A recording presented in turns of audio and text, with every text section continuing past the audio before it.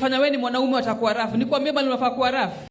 Karen Nyamu ni akorwo agishare tu maundu twa bedroom no before twaria ici makiria ririkana ni wega gu turn on your notification that bell ni wega gukorwo get click tondu ni teithagiriria our channel gukura no gakorwo notified hingo ciothe twa post video.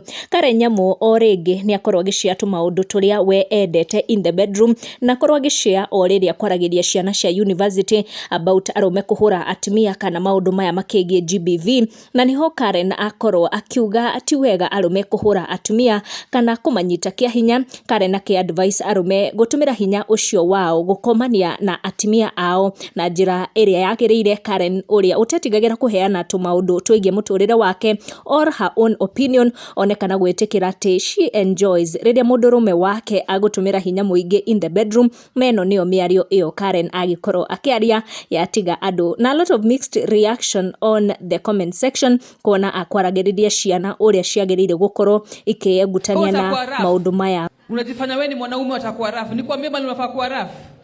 Si hata heri ukue bedroom bully, ukue rafu hapo kwa bed. Hiyo ndio rafu. What's happening? Washastuka sasa. So I'm saying the only roughness we enjoy as women, it's in bed. Nani hiyo ingine kama unafanya hiyo ingine ya kupiga dem coffee uko down, uko chini tu sana, uko ndogo.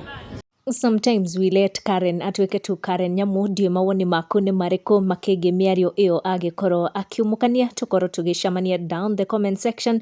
Ningwenda gukorwo ngeigua mawoni maku onani nigukorwo ngitiga mawoni makwa down the comment section. Turn that notification on niguo ugiteithiririe channel ino itu gukura and also ugakorwo notified anytime we put up a video. Tucamanie in our next one. Kuachwa ni painful, machali, because of your ego. I know it hurts. Lakini usikae chini kupangia dem vile utamuua sababu amekuacha.